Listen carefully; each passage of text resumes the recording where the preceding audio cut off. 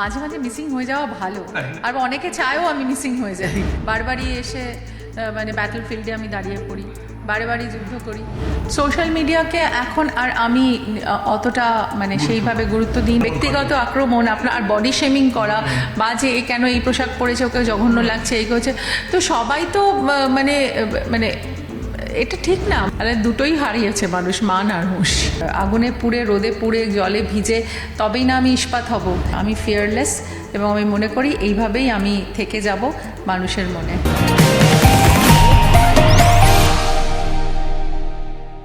হঠাৎই অন্তর্ধান ঋতুপর্ণা সেনগুপ্ত। তাহলে কি ফিল্ম ছেড়ে রাজনীতিতে যোগ দিলেন নায়িকা? কি ঘটেছে আসলে? সরাসরি কথা বলবো ঋতুপর্ণা সেনগুপ্তের সঙ্গে। ঋতুদি, চারিদিকেই বলা হচ্ছে যে ঋতুপর্ণা সেনগুপ্ত অন্তর্ধান, মানে তুমি মিসিং। কিভাবে, কেন মিসিং, সেটা যদি তুমি রিভিল করো। মাঝে মাঝে মিসিং হয়ে যাওয়া ভালো, আর অনেকে চায়ও আমি মিসিং হয়ে যাই। তো সেই জন্য কিন্তু যাই হোক, কিন্তু মিসিং হই না। বারবারই এসে মানে ব্যাটল ফিল্ডে আমি দাঁড়িয়ে পড়ি, বারে বারে যুদ্ধ করি। তো সেরকমই মৌসুমী সেন ওই যুদ্ধের মতো একটা চরিত্র, মানে যুদ্ধাং দেহি মৌসুমী যে চরিত্রটা আমি যেটা মানে করেছি অভিনয়, যেটা অবশ্যই মানে দীপান্বিতা রায়ের একটা দারুণ নভেল থেকে। এবং আমার মনে হয়েছে যে মৌসুমী চরিত্রটার মধ্যে অদ্ভুত একটা পাওয়ার আছে, আবার একটা পাওয়ারলেসনেসও আছে। মানে কখনো মানুষ মনে করে যে সে খুব পাওয়ারফুল, কিন্তু একটা সময় সে নিজের জায়গাতে অনেক বেশি হেল্পলেস ফিল করে, বা অনেক বেশি ভিকটিম মনে করে নিজেকে, বা অনেক বেশি তার মানে পার্সোনাল কনফ্লিক্টগুলো এত বড় হয়ে যায়, তখন সে জানে না যে কিভাবে সেটাকে ব্যাটল করে একটা নতুন আবার জীবন, মানে নতুন দিন শুরু করবে বা জীবন শুরু করবে। তো অনেকগুলো কমপ্লিকেটেড জায়গা ছিল বলে আমার এই চরিত্রটা খুব ইন্টারেস্টিং লেগেছে অভিনয়ের জন্য। 90-এর দশকের মনীষা মুখোপাধ্যায় হঠাৎই হারিয়ে যান, এবং সেটাকে কেন্দ্র করে লেখা গল্প এবং রক্তমাংসে ফুটিয়ে তোলা একটা বাস্তবের চরিত্র, এটা নিশ্চয়ই একটু হলেও আলাদা। অ্যাবসলিউটলি আলাদা। এবং আমি মনে করি যে আমার মানে ক্যারিয়ারে যেই সব চরিত্র আছে তার মধ্যে এই চরিত্রটি, মানে মৌসুমী সেন চরিত্রটা একেবারেই একটা ডেফিনেটলি নজির সৃষ্টি করবে। এবং আমি যেহেতু চাই যে আমার সব চরিত্রগুলো একটা থেকে আলাদা হোক, তাই জন্য মৌসুমী চরিত্র আমার মনে হয়েছে যে টোটালি আমার গেট আপ, আমার টেম্পারামেন্ট, আমার কথা বলা, আমার বডি ল্যাঙ্গুয়েজ, আমার শাড়ি, আমার মোটা ফ্রেমের চশমা, আমার কথা বলার ধরন, আমার সেই সময় সামাজিক পরিস্থিতিতে আমার মানে আমার অবস্থান, একজন প্রফেসর, একজন পার্সোনাল লাইফে তার অনেক রকম দ্বন্দ্ব, তো সব মিলিয়ে মৌসুমী কমপ্লিকেটেড। এবং মৌসুমীর মধ্যে অনেক মানে মেয়ে হিসেবে যেই অর্গ্যানিক জিনিসগুলো থাকে সেগুলো খুব খুব সুন্দরভাবে আছে আর কি। কিন্তু ঋতুপর্ণা সেনগুপ্তের জীবন তো খুলি কিতাব, মানে তুমি খুব একটা লুসিড জীবনযাপনে বিশ্বাসী এবং কমপ্লিকেশন থেকে শতহস্ত দূরে থাকো, মানে একটা সবসময় সারল্য বজায় রাখার চেষ্টা করো। চরিত্রগুলো ফুটিয়ে তুলতে একটু অসুবিধা হয়? সেটা অসুবিধা কিছুটা হলেও হয়, কারণ আমি মনে করি যে আমার পার্সোনাল লাইফের মানে আমার বিহেভিয়ারটা একেবারেই আলাদা। কিন্তু আমি যখন খুব কমপ্লিকেটেড চরিত্র করি তখন আমি শিল্পী হিসেবে সেটাকে দেখি, এবং শিল্পী নির্বাচনটা তো খুবই মানে টাফ হয়। যে শিল্পী যদি নিজেকে চ্যালেঞ্জ করতে না পারে, শিল্পী যদি নিজের সঙ্গে নিজের যুদ্ধটা না করতে পারে, তাহলে কিন্তু শিল্পীর সেই মর্ম বা সার্থকতা থাকে না। তো আমিও মনে করি যে আমার চরিত্রগুলো যদি আমাকে চ্যালেঞ্জ না করে, আমি যদি আমার চরিত্রের প্রেশারটা আমার মাথার উপর ফিল না করি, তাহলে আমি সেই লেভেলে পারফর্ম করতে পারবো না। তো তখন আমি আমার পার্সোনাল দিকটা বা আমি মানুষ হিসেবে কি সেটা আমি ভুলে যাই, আমি সেই মানুষটা হয়ে উঠি যেটা আমার চরিত্র ডিমান্ড করে। একেবারেই out and out political thriller. তবে ঋতুপর্ণা সেনগুপ্ত যদি ব্যক্তিগত জীবনে দেখি, তোমাদের ফ্রেটার্নিটিতে একে একে অনেকেই রাজনীতিতে এলো, কিন্তু তুমি তো পা বাড়ালে না। আমি আসলে রাজনীতির ফিল্ডটা খুব একটা ভালো বুঝি না, আমার নিজের জীবনের পলিটিক্সই বুঝি না, সিনেমার পলিটিক্সই বুঝি না, তাই জন্যই তো বারবার ঘা খাই। তো সেই জন্য আমি অতটা ঠিক বুঝতে পারি না সেটা। তাই জন্য যেই ব্যাপারে আমার নলেজ নেই সেই ব্যাপারে আমি কাজ করতে চাই না। আমি শিল্পী হিসেবে বা আমার শৈল্পিক সত্তাকে আমি যতটা পারবো মান্যতা দেব, এবং আমি আমার শিল্পী জীবনকে আরও বেশি উর্বর করে তুলব, যেখানে আমি শিল্পী হিসেবে যদি কিছু ভালো করতে পারি পৃথিবীর মানুষের জন্য, সেটাই আমার জয় হবে। কিন্তু প্রস্তাব তো নিশ্চয়ই আগে পরে অনেক এসেছে, কি করে ফিরিয়েছো? না, প্রস্তাবের কথাটা সবসময় আসে, মানে প্রস্তাবটা হয়তো আসতেও পারে, নাও আসতে পারে, কিন্তু তাও আমার কাছে একটাই মানে কথা, যে সেটা হচ্ছে যে আমি শিল্পী এবং শিল্পী হিসেবেই থাকতে চাই। আর যারা তোমার ফেটার্নিটির এসছে, রিসেন্টলি আমরা কোয়েলকেও দেখলাম রাজ্যসভায় যাচ্ছেন, তাদের প্রতি তোমার কি বার্তা, বা কিভাবে তুমি দেখো যে একে একে অনেকেই অভিনয় জগৎ থেকে পা বাড়াচ্ছেন? সবাই আমার বন্ধু এবং মানে আমার বন্ধু এবং মানে আমার সঙ্গে খুব ভীষণই ভালো সম্পর্ক, খুব আদরের, খুব স্নেহের। তাই জন্য আমার মানে আমার কথাটা হচ্ছে যে আমি মানে কোয়েলের এই নতুন জীবনের যে পদক্ষেপ ও নিয়েছে বা ভেবেচিন্তেই নিয়েছে, তো সেখানে আমি ওকে সাধুবাদ জানাই, আমি আমার বেস্ট উইশেস জানাবো। আমি চাইবো যে যেখানেই ও যাক সেখানে নিশ্চয়ই সফলতা পাক। বাবুল গেছে, এবার বাবুলও আমার খুব ভালো বন্ধু।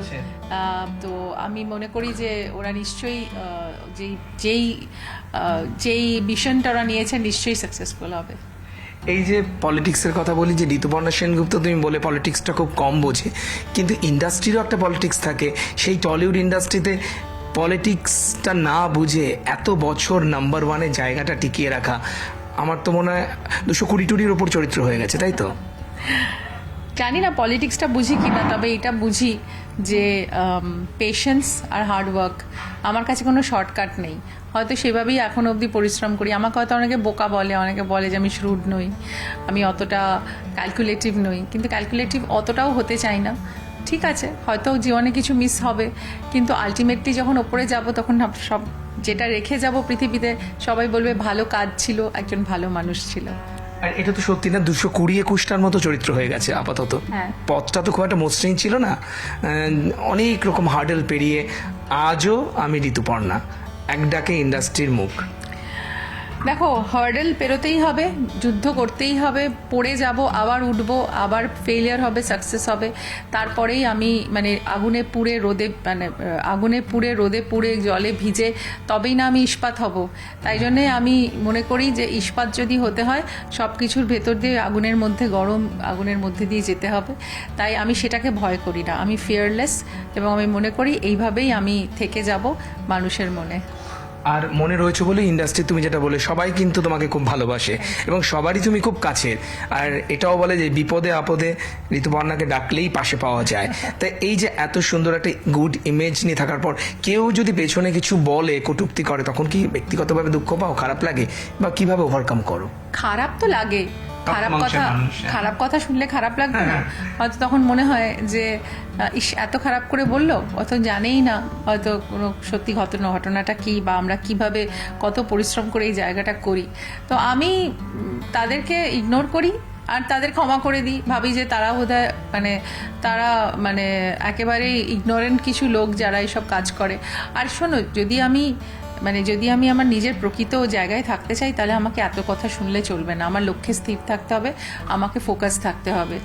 लोग तो बहुत कुछ बोलेंगे, लोगों का काम है कहना, मेरा काम मैं करूंगी। कुछ तो लोग कहेंगे, लोगों का काम है कहना। Ignorance is the best thing. So আমরা যদি এই কোটপুরের গল্পেও আসি, এই সিনেমাটাতে কিন্তু একটা বৈচিত্র্য রয়েছে। অরিন্দম শীল অবশ্যই পরিচালক, এমন এমন চরিত্ররা রয়েছেন, কুণাল ঘোষ রয়েছেন, ব্রাত্য বসু রয়েছেন, অনেক রাজনীতিকরা রয়েছেন। তার পাশাপাশি তোমার মনে হয়েছে কখনো করতে গিয়ে যে এত ট্রোলিং হয়, এত ট্রোলড, আমি হয়তো তাহলে ট্রোলড হব, বা ট্রোলড হওয়ার ভয়টা ছিল? কারণ নানা মন্তব্য সোশ্যাল মিডিয়া আসবে। আজকাল তো জানো যে মোবাইল খুললেই সোশ্যাল মিডিয়া প্রচণ্ড অ্যাক্টিভ, সেই কনসিয়াসনেসটা ছিল? সোশ্যাল মিডিয়াকে এখন আর আমি অতটা সেইভাবে গুরুত্ব দিই না, এই কারণ সোশ্যাল মিডিয়াকে ভালোবাসি, কিন্তু সোশ্যাল মিডিয়ার যেই ভালোবাসার জায়গাটা তৈরি হয়েছিল মানুষের সাথে, মানুষের সম্পর্কের জায়গাটা, যেটা অবশ্যই সোশ্যাল মিডিয়ার যেটা মেন ক্রাইটেরিয়া ছিল, যে আমাদের সঙ্গে যে বন্ধনটা, সেই বন্ধন তো কেউ স্থাপন করে না, বরঞ্চ একদম দেশ বিদ্বেষ, হেট্রেড, যত পারবে তাদেরকে টেনে নামাবে, বিচ্ছিরি কথা বলবে। তাই জন্য আমিও সোশ্যাল মিডিয়ার ওই মানুষগুলো যারা এতটা বিদ্বেষ পোষণ করে, তাদের প্রতি রেসপেক্ট হারিয়ে ফেলেছি। ফলে আমার কাছে এখন আর সোশ্যাল মিডিয়া কি বললো সেটা আমি আর দেখি না, কমেন্ট বক্সগুলো আর না দেখাই ভালো, তাহলে নিজের মন খারাপ হবে। তবে আমি মনে করি যে মন ভালো রেখে নিজের কাজে স্থির থেকে, লক্ষ্যে স্থির থেকে এগিয়ে যাওয়া, তাহলেই আমি ভালো কাজ করে মানুষের মনের কাছাকাছি পৌঁছাবো। সোয়াইপ করে চলে গিয়েছে, একদমই তাই। তো তুমি যেটা বলে খুব গুরুত্বপূর্ণ, কারণ আমরা সম্প্রতি দেখেছি তোমারই খুব কাছের মানুষ তোমার ছবিতে গান গেয়েছে, ইমনকে সোশ্যাল মিডিয়ায় খুব আঘাত করা হয়েছে। আবার তোমার ফেটার্নিটির শ্রাবন্তী চট্টোপাধ্যায়কে খুব কটু কথা বলা হয়েছে, শ্রাবন্তী তো সাইবার ক্রাইমে দ্বারস্থও হয়েছে। এগুলো কি কোথাও সোশ্যাল মিডিয়ার প্রতি আস্থা ভরসাটা মানে তোমাদের হারিয়ে ফেলছে? একদমই হারাচ্ছে বিশ্বাসের জায়গাটা। আর বিশ্বাসের জায়গা যখনই হারাচ্ছে তখনই মানুষের মনের থেকে তারাও দূরে চলে যাচ্ছে অনেকটা। কারণ এই সোশ্যাল মিডিয়ার মানে যেটা মূল বক্তব্য ছিল যে তাদের কাছাকাছি আনা, কিন্তু এত মানুষের কটূক্তি যে সবাই সেখান থেকে দূরে চলে যাচ্ছে। মানে এখন আর মানে কমেন্টগুলো বোধহয় আর কেউ পড়ে না, কারণ তার মধ্যে এত বিষ থাকে যে ওই বিষ পান করাটা আমার মনে হয় না কোনো হেলদি বিষয়। তাহলে এটা বলা যেতেই পারে, যেহেতু আজকের দিনে গুরুত্বপূর্ণ একটা পার্ট সোশ্যাল মিডিয়া বলো বা সোশ্যাল হ্যান্ডেলগুলো, সো সোশ্যালে আনসোশ্যাল হলেও তো আবার চলবে না। আনসোশ্যাল হলে চলবে না, কিন্তু যতটুকু ভালো আছে শুধু সেইটুকুই নেওয়া দরকার। কারণ হ্যাঁ, যদি কোনো ক্রিটিসিজম মানে কনস্ট্রাকটিভ ক্রিটিসিজম হয়, কেউ যদি বলে আচ্ছা আপনি যদি এটা করতেন তাহলে ভালো হতো, সেটা আলাদা কথা, সেটা আলোচনা সাপেক্ষ, সেটা একটা কমেন্ট কেউ করতে পারে। কিন্তু কেউ যদি সচরাচর বলে যে আপনি অমুক অমুক তমুক, আপনি একদম মানে খুব খারাপ ব্যক্তিগত আক্রমণ, আপনার আর বডি শেমিং করা, বা যে এ কেন এই পোশাক পরেছে, ওকে জঘন্য লাগছে, এই করছে, তো সবাই তো মানে মানে এটা ঠিক না। মানে প্রত্যেকেরই তাদের পার্সোনাল লাইফ আছে, তাদের জীবনেও যদি কেউ এভাবে তাদেরকে কটূক্তি করতো তাদের কেমন লাগতো? তার মানে মনে হয় যে সবকিছুরই একটা মানে মাত্রা এবং রুচিবোধ এবং একটা বর্ডার লাইন থাকা উচিত, তাই না? 100%। সেটা যদি না থাকে তাহলে তো আমরা মানুষই না। মানুষ কি যে তৈরি হয় মান আর হুঁশ দিয়ে, তাহলে দুটোই হারিয়েছে মানুষ, মান আর হুঁশ। বছরে সবাই জানে যে ঋতুপর্ণা সেনগুপ্তের ছবি রিলিজের সংখ্যা শেষ হয় না। এই বছরের কর্পূর তো আছে, কিন্তু আরো অনেক আছে ঝুলিতে, অনেক আছে। কর্পূর দিয়ে শুরু হচ্ছে, আপনারা সবাই আসুন। 19শে মার্চ কর্পূর রিলিজ হচ্ছে, কিন্তু আমি চাই দর্শকরা যেন এসে কর্পূরের এই সুন্দর মানে যে মানে সুবাসটা সেটা নিয়ে যাক। এবং আমার মনে হয় এটাতে একটা বিবেক দর্শনও হবে এই ছবি থেকে। এবং এরপরে প্রচুর আমার ছবি আসছে, সেগুলোর দিকে চোখ রাখবেন। এবং অরিন্দম শীলের একটি বলিষ্ঠ ছবি কর্পূর, আপনারা প্লিজ আসবেন এবং দেখবেন। কর্পূর কোথাও যেন এই মেল ডমিনেটেড সোসাইটি বা প্যাট্রিয়ার্কিকে জবাব দিচ্ছে। অ্যাবসলিউটলি, মানে কর্পূর একেবারেই একটি মানে অনেক ভেতরকার মানে কি বলবো, মানে অনেক ভেতরকার ইমোশনকে নাড়া দেবে। Kapoor definitely will celebrate the ladies.